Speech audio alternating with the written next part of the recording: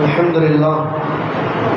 لله رب العالمين والعاقبة للمتقين والصلاة والسلام على سيدنا محمد وآله وأصحابه أجمعين. فقد قال الله تعالى في القرآن العظيم: خالصة لك من دون المؤمنين. فقد قال رسول الله صلى الله عليه وسلم: ஐயுக்கும் மிஸ்லி. அளவற்ற அருளாளனும் நிகரற்ற அன்புடையனும் ஆகிய அல்லாஹ்வின் திருநாமம் கொண்டு ஆரம்பிக்கிறேன். வான் வையம் புகழ் அனைத்தும் ஏக வல்லோனாகிய வல்லோன் அல்லாஹு தஆலா ஒருவன் மீது மட்டுமே என்றென்று முறித்தாகட்டுமா. நபிகள் பெருமானார் ஸல்லல்லாஹு அலைஹி வஸல்லம் அன்னார் மீதும் அன்னாரின் வழிவந்த நல்லவர்கள் அனைவர்கள் மீதும் குறிப்பாக நம் அனைவர்கள் மீதும் அல்லாஹுடைய அன்பும் அருளும் என்றென்றும் குன்றாமல் குறையாமல் நிலவட்டுமாக. ஆமீன். அஸ்ஸலாமு அலைக்கும் வரஹ்மத்துல்லாஹி வபரகாத்துஹு. அல்ஹம்துலில்லாஹ். இன்றோடு நம்முடைய ஹாஃபில் அவர்கள் 22 ஜுஸுவை முடித்து தந்திருக்கிறார்கள். இன்று ஓதப்பட்ட திருமறை வசனங்கள்: பெண்கள் தேவையின்றி வெளியே சுற்றி திருவது தடுக்கப்பட்டிருக்கிறது என்று ஒரு வசனம் பேசிய, அதேபோல் யார் யாரை மணந்து கொள்ளலாம், எந்த இடங்களில் மணப்பெண்ணை மணமகன் மணமகளை தேர்ந்தெடுக்கலாம் என்பது பற்றி, திருமண வாழ்க்கையினுடைய சட்டங்களை பற்றி பேசிய. இன்றைக்கு நம்முடைய சிந்தனைக்கு ஒரு அழகான வசனம்: காலிசத்தல்லக மின் தூனில் முஃமினீன். மூமின்களுக்கு அன்றி நபியே உமக்கு மட்டும் உரித்தான சில விஷயங்கள் உண்டு என்று அல்லாஹு தஆலா பெருமானார் ஸல்லல்லாஹு அலைஹி வஸல்லம் அவர்களுக்கு கொடுக்கப்பட்ட தனி சிறப்பை பற்றி இங்கே பேசுகிறான். இது ஒரு பெரிய வசனம், ஒரு 2 வரியிலே உள்ள ஒரு வசனமாக இருந்தாலும், அதாவது இந்த வசனத்தினுடைய பின்புலம் என்னவென்று பார்த்தால், ஆயிஷா அம்மா அவர்கள் சொல்லுவார்கள், கௌலா பின்த் அல் ஹக்கீம் ரலியல்லாஹு தஆலா அன்ஹா என்ற ஒரு நபி தோழி. அந்த அம்மா நேராக வந்தாங்க. யா ரசூலுல்லாஹ், நீங்கள் என்னைய கல்யாணம் பண்ணிக்கங்க, எனக்கு எந்த மகரும் தர வேண்டாம், நான் உங்களுக்கு மகரை இல்லாமல் ஆக்கிடுறேன், நீங்கள் என்னைய மனம் முடிச்சுக்கோங்க அப்படின்னு அந்த அம்மா வந்து கேட்டு வந்தாங்க. என்னைய கல்யாணம் முடிச்சுக்கோங்கன்னு சொல்லி. அந்த அம்மா மாதிரியே இன்னும் பல நபி தோழிகள் நபிக்கு மனைவியாக ஆற பாக்கியம் நமக்கு கிடைக்கணுமே அப்படின்னு ஆசைப்பட்டு அவங்களாவே போய் கேட்டாங்க, என்னைய கல்யாணம் முடிச்சுக்கோங்க, எனக்கு மகரு வேண்டாம் அப்படின்னு சொன்னாங்க. அதை தான் அல்லாஹ் சொல்கிறான், அவர்களாக மகர் வேண்டாம்னு நபியை உங்கள்கிட்ட கல்யாணம் முடிச்சுக்கன்னு வந்தால் நீங்கள் விரும்பினா கல்யாணம் பண்ணிக்கலாம், மகர் கொடுக்காம நீங்கள் விரும்பினா பண்ணிக்கங்க, அது உங்கள் விருப்பம் அப்படின்னு சொல்லிட்டு அல்லாஹ் அப்போ தான் இதை சொல்கிறான், காலிசத்தல்லக உங்களுக்குன்னு விசேஷமாக கொடுக்கப்பட்டிருக்கு மின் தூனில் முஃமினீன். ஆனால் மற்ற மூமினானவர்களுக்கு அப்படி அல்ல. கல்யாணம் முடிக்கணும்னா மகர் கொடுத்து முடிக்கணுங்கிறது வாஜிபு. அது யாரை கல்யாணம் முடித்தாலும் சரி, ஒரு பெண்ணை ஒரு ஆண் திருமணம் முடிக்கும் பொழுது மகர் எவ்வளவுன்னு அந்த பொண்ணு கேட்டு அதன் பிறகு இவர் கொடுத்து கல்யாணம் முடிக்கணும். மகரை கொடுக்கறது வாஜிபு. ஒரு காலத்தில் மகரை சும்மா எழுதிக்கங்க அப்படின்னு சொல்லி கல்யாணம் முடிப்பாங்களாம். ஒரு 20-30 வருஷத்துக்கு முன்னாடி சும்மா ஒரு 5000 எழுதிக்கங்க, கொடுக்கறதுல அப்புறம் தானே, என் பொண்டாட்டி ஆகிட்டு அப்புறம் கொடுத்தான்னா கொடுக்காட்டியன்னா அப்படிங்கிற மாதிரிலாம் கல்யாணம் பண்ணாங்களாம். ஆனால் மார்க்க சட்டத்தில் அப்படி இல்லை. அவள் என்ன மகரு கேட்குறாளோ அல்லது நான் இவளை உனக்கு மகரு தரேன்னு சொல்லி கொடுத்துட்டு கல்யாணம் முடிக்கணும். ஆனால் ரசூலுல்லாவுக்கு இது விதிவிலக்கு, மகரு இல்லாமலும் கல்யாணம் பண்ணிக்கலாம் அப்படிங்கிறதாக பெருமானார் ஸல்லல்லாஹு அலைஹி வஸல்லம் இறக்கப்பட்ட இந்த வசனம் நமக்கு சொல்லுகிறது. இதில் வந்து நிறைய செய்திகள் இருக்குது. இது சம்பந்தப்பட்ட நிறைய செய்தி உண்டு. நாமளும் அதே நம்மை போன்ற சாதாரணமான மனிதனும் ரசூலுல்லாஹ் சமமானு கேட்டால் நிச்சயமாக சமம் கிடையாது. அவங்க வந்து ஒரு மனிதர், அதில் மாற்றம் கிடையாது. ஆனால் அந்தஸ்தில் நம்மளை மாதிரி அவங்க கிடையாது. அல்லாஹ்வுக்கு நெருக்கத்தில் நம்மளை மாதிரி அவங்க கிடையாது. அவங்க உயரிய கண்ணியமான அந்தஸ்து. பெருமானார் ஸல்லல்லாஹு அலைஹி வஸல்லம் அவர்களுக்கு அல்லாஹ் கொடுத்த அந்தஸ்தை நாம் விளங்கி இருந்தால்தான் நபியின் மீது நமக்கு மரியாதை ஏற்படும். நபியின் மீது நமக்கு ஒரு மரியாதை ஏற்படணும்னா நபினா யாருன்னு நமக்கு தெரிஞ்சிருக்கணும். சும்மா முகமது ரசூலுல்லாஹ் முகமது ரசூலுல்லாஹ் அப்படின்னு வழங்கி இருக்கக்கூடாது. ரசூலுல்லாஹ்வுக்கு அல்லாஹ் எவ்வளவு கண்ணியத்தை தந்தான், நம்மள மாதிரி இல்லை, கூடுதலாக நிறைய தந்திருக்கிறான், சிறப்புகளை நிறைய தந்திருக்கிறான். எந்த அளவுன்னு கேட்டால் அபாரமான ஆற்றலை நம்மளை விட பெருமானார் ஸல்லல்லாஹு அலைஹி வஸல்லம் நிறைய தந்திருக்கிறான். இது ஒன்று மட்டும் இல்லை, நிறைய. அதாவது ஹசாயிசுல் குப்ரான்னு ஒரு கிதாபு, அதில் நமக்கும் நபிக்கும் மத்தியில் என்ன வித்தியாசம், ரசூலுல்லாவுக்கு என்ன தனியான நற்பண்புகள் தனித்துவமான பண்புகள் இருக்குது அப்படிங்கிற ஒரு நீண்ட கிதாபை இமாம் சுயூத்தி ரஹிமஹுல்லாஹ் அழகாக எழுதியே தந்திருக்காங்க. எவ்வளவு வித்தியாசப்படுறாங்க நபிகள் நாயகம் ஸல்லல்லாஹு அலைஹி வஸல்லம் நம்மிடத்தில் இருந்து அப்படின்ட்டு. அதாவது நாம் வரதட்சணைன்னு நம்ம பழகி போயிட்டோம், மகருன்னு நமக்கு தெரியாமல் போயிடுச்சு. ஆனால் சட்டத்தில் வரதட்சணைன்னு ஒன்று கிடையாது.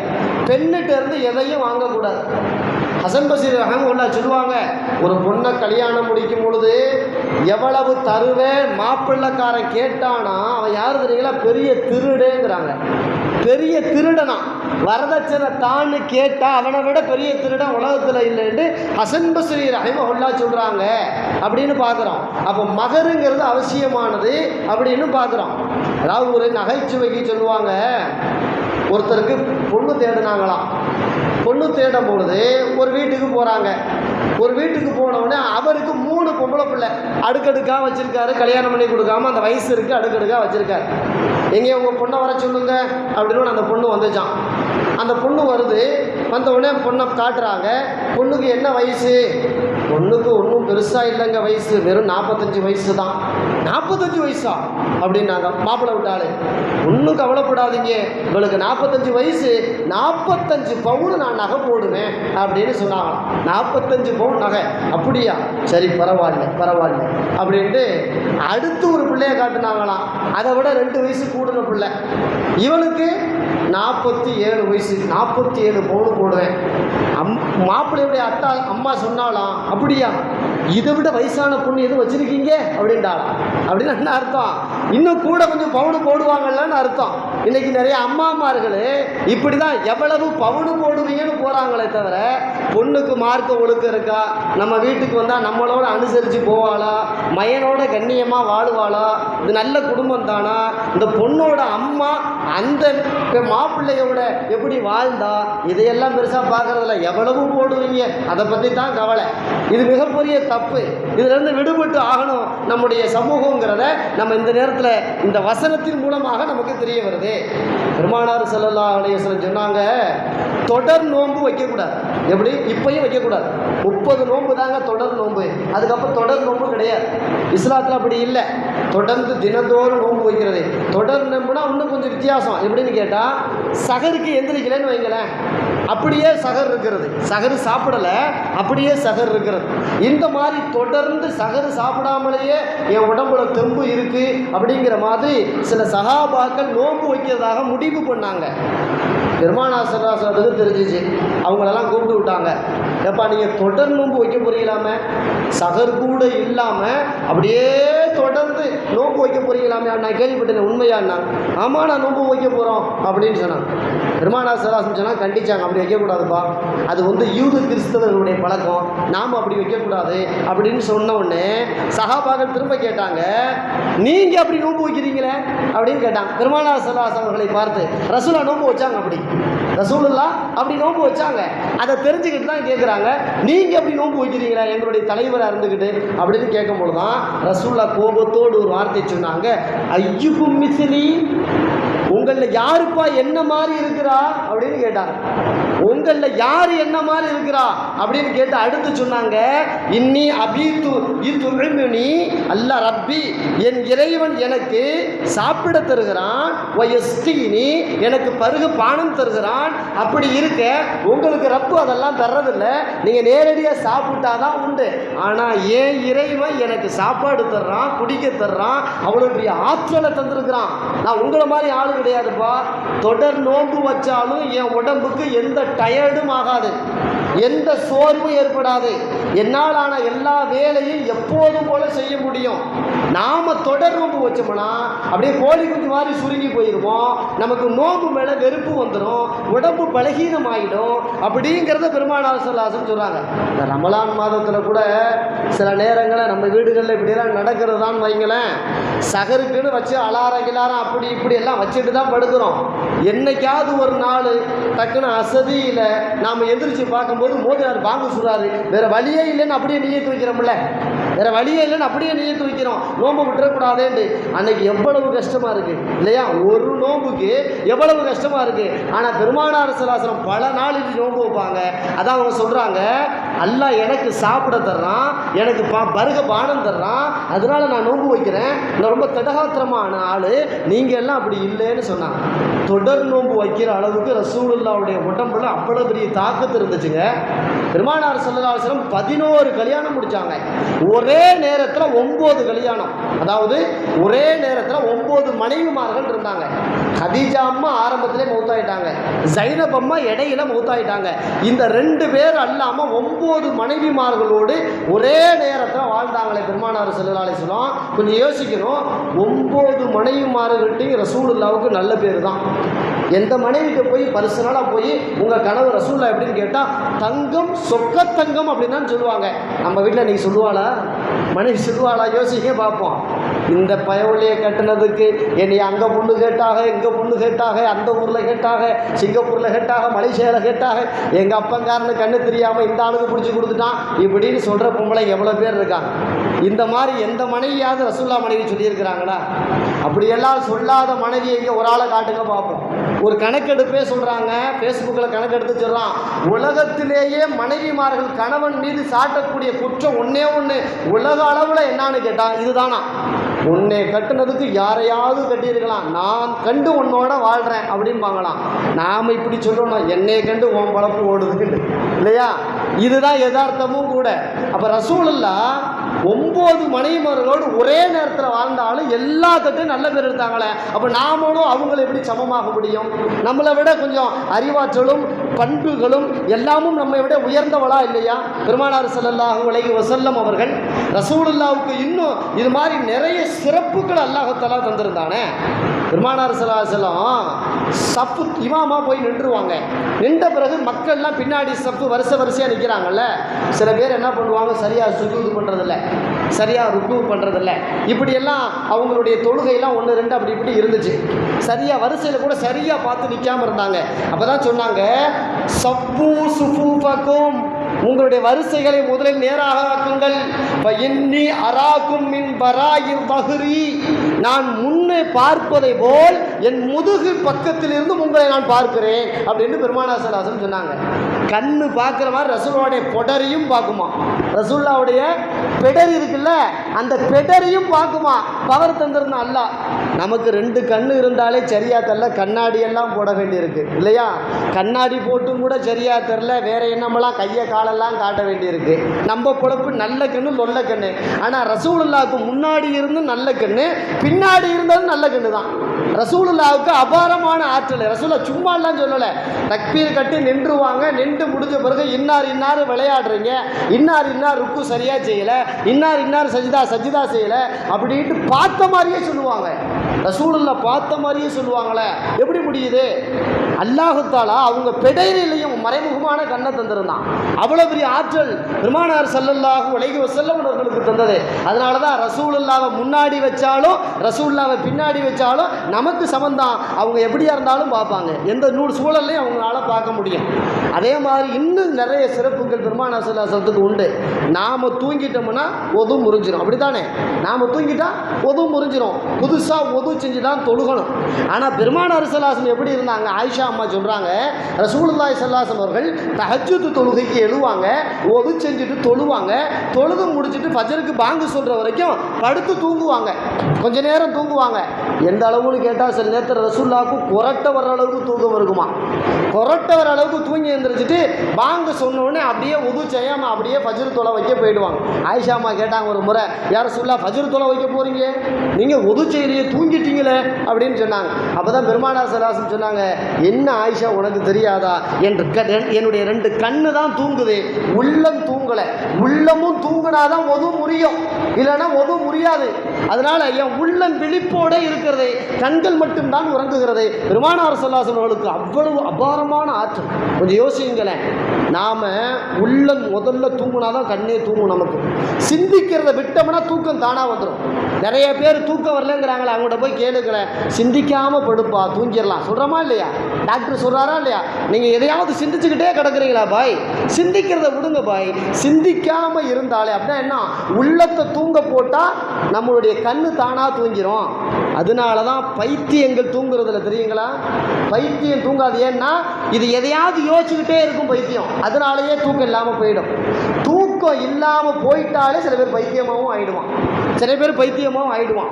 அதையும் நம்ம யோசிக்க வேண்டும். இன்றைக்கி சில நேரத்தில் புருஷன் பாருங்க எங்கெங்கன்னு கிறுக்கனாக இருக்கிறான காரணம் பொண்டாட்டியுடைய டார்ச்சர் தாங்க முடியாமல் அந்த ஆள் தூங்காமல் ஆகி அது பைத்தியமாகி இவன் பைத்தியமாக்குனாலும் அந்த ஆளை இவனால் பைத்தியமானாங்கிற அளவுக்கெல்லாம் எத்தனை இடங்களில் நடக்குது பார்க்குறோமா இல்லையா?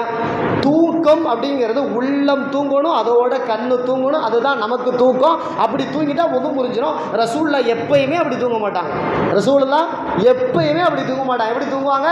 கண்ணு மட்டும் தூங்கும், உள்ளம் விழிப்போடே இருக்கும், உள்ள அல்லாஹ்வை நினைச்சுக்கிட்டே இருக்கும் அப்படின்ட்டு பெருமானார் ஸல்லல்லாஹு அலைஹி வஸல்லம் சொல்கிறார்கள். புகாரியில் நபி மொழி பதிவு செய்யப்பட்டிருக்கு. ரசூலுல்லாஹ் தூங்குறாங்க. 2 மலக்குமார்கள் வர்றாங்க. ரசூலுல்லாஹ்ட்ட வந்துட்டு ரசூலுல்லாஹ் தலைமாட்டு பக்கத்தில் இருந்துட்டு ரசூலுல்லாஹ் தூங்குறாங்கன்னு தெரிஞ்சுக்கிட்டே பேசுகிறாங்க. அப்படி பேசுகிறாங்கன்னா, ஏப்பா முகமது என்ன பண்ணுறாரு? முகமது தூங்குறாரு அப்படின்னு சொன்னாங்க. அப்போ ஒருத்தர் சொன்னார், அவர் தூங்குறாரு நீ சொல்லிட்டப்பா, அதாவது இன்னல் ஐன நாயிமத்துன், அவருடைய 2 கண்ணு மட்டும்தான்ப்பா தூங்குது. கல்பை யக்தான், அந்த 2 உள்ளங்களும் விழித்து, அவருடைய உள்ளம் விழித்து கொண்டு இருக்கிறது அப்படின்ட்டு மலக்குமார்கள் சொன்னாங்களே. ரசூலுல்லாஹ் தூங்கும் பொழுது கண்ணு தூங்குது, உள்ளம் விழித்து இருக்கிறது அப்படின்னு மலக்குமார்கள் சொன்ன செய்தியை ரசூலுல்லாஹ் விழிச்சு பிறகு சஹாபாக்களுக்கு சொன்னாங்களே. நான் தூங்கும் போது 2 மலக்கு வந்தாங்க, என் பக்கத்தில் வந்து பேசுனாங்க. நம்ம முடியுமா? நம்ம பக்கத்தில் படுத்து பெரிய இடியே விழுந்தாலும் பல பேர் தூங்கிட்டு இருக்கோம் இல்லையா? அப்படியா? நேற்று கடுமையான இடியா இடிச்சிச்சு, எனக்கு தெரியலையே அப்படின்னு சொல்கிற ஆள்லாம் இருக்கு. கடுமையான மழையாமுல வெளியே பார்த்தா, ஆமாம் அந்த அளவுக்கு அவன் வந்து கும்பகரண மாதிரி தூங்கியிருக்கான். நிறைய இடங்கள்ல அப்படிதான், அது புருஷனாக இருக்கட்டும் பொண்டாட்டியாக இருக்கட்டும், அப்படிதான் நிறைய பேர் கடுமையான தூக்கம். ஓயாச்சு தூங்கி முடிச்சாச்சுன்னா கொரட்டை, பக்கத்து வீட்டுக்காரன் எந்திரிச்சு ரிப்போர்ட் பண்ணுற அளவுக்கு நம்மள்கிட்ட கொரட்டை, அவ்வளவு ஆழமான தூக்கம். ஆனால் பெருமானார் ஸல்லல்லாஹு அலைஹி வஸல்லம் அவர்கள் உள்ளம் விழித்து கொண்டே இருந்தார்கள் என்பதாக பார்க்கிறோம். பெருமானார் ஸல்லல்லாஹு அலைஹி வஸல்லம் அவருடைய மனம் உடம்புல இருக்குல்ல, மனம் வேர்வை வராது, வேர்வை நாத்தம் அடிக்காது. நம்ம உடம்புல ஒரு நாள் குளிக்கினாட்டி முடியாது. அல்லாஹு அக்பர். உலகத்தில் இருக்க எல்லா நறுமணத்தில் பூசினாலும் பாய் கப்பு தாங்களேம்பா. இந்த சஃப்புகளில் நிற்கும் போதே தெரிஞ்சுக்கலாம். பக்கத்தில் நின்றாருன்னு வைங்க, பாய் இன்னைக்கு குளிக்கிற போல இருக்கு அப்படின்னு தானாகவே தெரிஞ்சிடும். அவ்வளவு வாடை, அவ்வளவு கப்பு இல்லையா? ஆனால் பெருமானார் ஸல்லல்லாஹு அலைஹி வஸல்லம் அவர்கள் எத்தனை நாள் குளிக்காட்டினாலும் வேர்வை வராது, நாத்தம் வராது, மனம் மட்டும்தான் வீசும், மனம் மட்டும்தான் வீசும். கதீஜா அம்மா சொல்கிறாங்க பாருங்களேன். கதீஜா அம்மா மௌத்தா போகிறதுக்கு கொஞ்ச நேரத்துக்கு முன்னாடி ஒரு செய்தி சொல்கிறாங்க. படுத்திருக்கிறாங்க, எந்திரிக்க முடியல. ரசூலுல்லாஹ்வுடைய மூத்த மனைவி, ரசூலுல்லாஹ்வால் அதிகம் நேசிக்கப்பட்ட மனைவி, அதாவது உலகத்திலேயே சிறந்த தம்பதியின் அவார்டு கொடுக்கிறதா இருந்தால் உலகத்திலேயே மனுஷனாக பிறந்தவனுக்கு கதீஜா அம்மாவுக்கும் பெருமானார் ஸல்லல்லாஹு அலைஹி வஸல்லம் சிறந்த அவார்டு கொடுக்கணும். அவங்க சிறந்த தம்பதியாக வாழ்ந்தாங்க, கண்ணியமான தம்பதியாக, ஒருவருக்கு ஒருவர் விட்டு கொடுத்த தம்பதியாக, உயர்வான தம்பதியாக, பிறருக்கு முன்மாதிரியான தம்பதியாக வாழ்ந்தாங்க. அந்த கதீஜா அம்மா சொல்கிறாங்க, படுத்த படுக்கையாக இருக்காங்க, எந்திரிக்க முடியல. திடீர்னு பார்த்தா எந்திரிச்சு நிற்கிறாங்க. சுற்றி இருந்தவங்களாம் கேட்டாங்க, ஏம்மா எந்திரிக்கவே முடியலன்னு சொன்னீங்க, எந்திரிச்சு நிற்கிறீங்களே எப்படி? இல்லை, என் ஆருயிர் கணவர் நபிகள் நாயகம் ஸல்லல்லாஹு அலைஹி வஸல்லம் அதோ அங்கே வந்து கொண்டு இருக்கிறார், அங்கே வந்து கொண்டு இருக்கிறார்கள். அவங்க வர்றது ரொம்ப தூரம், எப்படிம்மா உங்களுக்கு தெரியுதுன்னு கேட்டால், அங்கே வர்றதா ரசூலுல்லாஹ்வுடைய மனம் இங்கே வீசுதே அப்படின்னாங்க.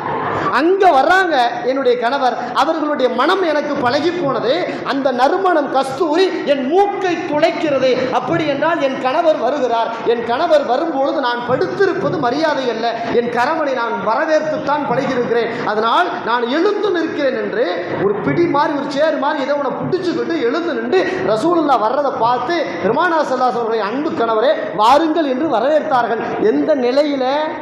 கிட்டத்தட்ட 60 வயசை தாண்டி கிழவி பருவத்தில் கிளவி பருவத்தில். இன்னைக்கு அப்படியே ஆப்போசிட்டு.